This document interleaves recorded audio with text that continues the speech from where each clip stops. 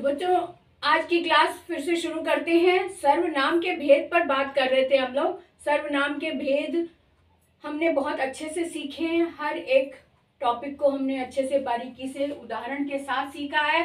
और आज मैं बहुविकल्पीय प्रश्न लेकर आई हूँ आपके लिए, ताकि जो उदाहरण हमने सीखे थे वो एग्जाम्पल के रूप में हमें अच्छे से समझ में आ जाए, ताकि हम और अच्छी प्रैक्टिस कर सके। तो चलो शुरू करते हैं आज की क्लास अरुणा कालिया के साथ। हिंदी व्याकरण धारा के अंतर्गत हम लाए हैं सर्वनाम के भेद, और सर्वनाम में हम सीखेंगे बहुविकल्पीय प्रश्न। बहुविकल्पीय प्रश्नों में सबसे पहला प्रश्न हमने लिया है, ये तुम्हारी पुस्तकें ये हैं।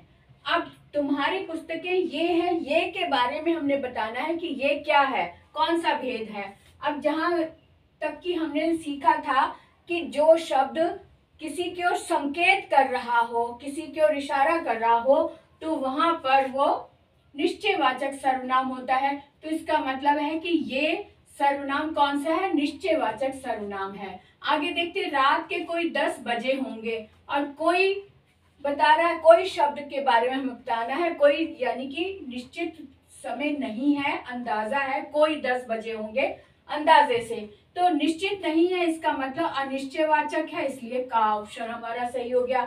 हर आदमी अपने व्यक्तिगत जीवन में यह अनुभव करता है। हर आदमी अपने व्यक्तिगत जीवन में, हमने सुबह बात की थी, हमने पिछले वीडियो में सीखा था कि जहाँ निज की बात आती है, अपने स्वयं की बात आती है, वहां पर निजवाचक होता है। तो अपना, अपने व्यक्तिगत, यहाँ पर भी अपने खुद की बात आ रही है, इसलिए हम यहाँ पर निजवाचक पर टिक लगा देंगे, ये निजवाचक हो गया। कोई पढ़ रहा है, कोई शोर मचा रहा है, दोनों ही कोई हैं, इसके ऊपर हमने बताना है। यानी कोई का हमें निश्चित रूप से नहीं पता, तो इसलिए ये अनिश्चयवाचक है, एकदम स्पष्ट है। राम स्वयं आ जाएगा, यहाँ पे स्वयं शब्द लगा है, एकदम स्पष्ट हो गया कि यहाँ पर ये निजवाचक सर्वनाम हो गया।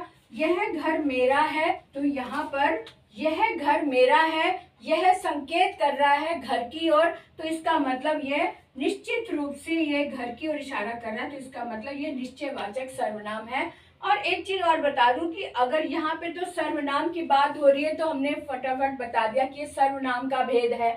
और अगर ये विशेषण की क्लास होती, तब हम यह शब्द जो है वो विशेषण के रूप में आता, और जब विशेषण के रूप में यह शब्द आता है, यानी सर्वनाम विशेषण के रूप में आता है, तब उसे हम क्या कहते हैं, सार्वनामिक विशेषण बोलते हैं। तब उसे हम बोलते हैं सार्वनामिक,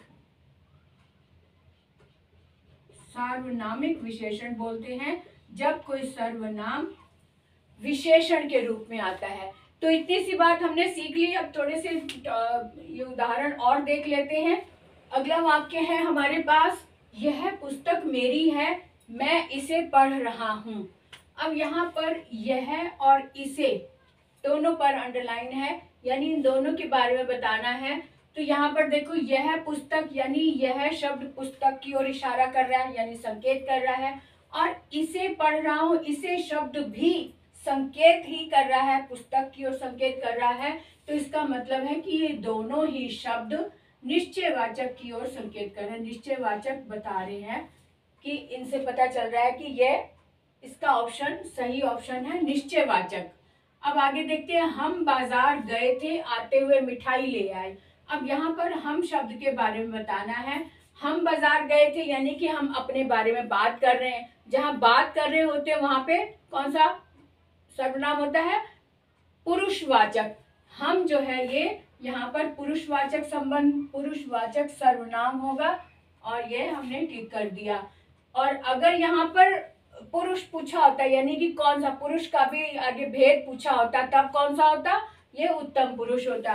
अब यहाँ पे लिखा है, यदि वह आए तो बता देना कि कार्य हो गया है। अब यहाँ पर भी यह वह शब्द है, वह यानी कि उसके बारे में हम बात कर रहे हैं। यदि वह आए, यहाँ पे संकेत नहीं हो रहा, यहाँ बात बताई जा रही, बात की जा रही है, इसका मतलब यहाँ पर भी पुरुषवाचक सर्वनाम है।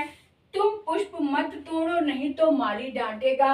अब यहाँ पर भी बात की जा रही है तुमसे, है ना, तुमसे जब बात की जा रही है, तो इसका मतलब तुम शब्द यहाँ पर भी पुरुषवाचक सर्वनाम है। इस तरह से हमने ये सारे सॉल्व कर लिए। अब यह इसी तरह से आप भी बहुत सारे उदाहरण लेकर आप प्रैक्टिस करें तो आपकी प्रैक्टिस और अच्छी हो जाएगी और भी अच्छी तरीके से सर्वनाम के भेदों के बीच में जो डिफरेंसेस हैं वो हमें समझ में आ जाएंगी।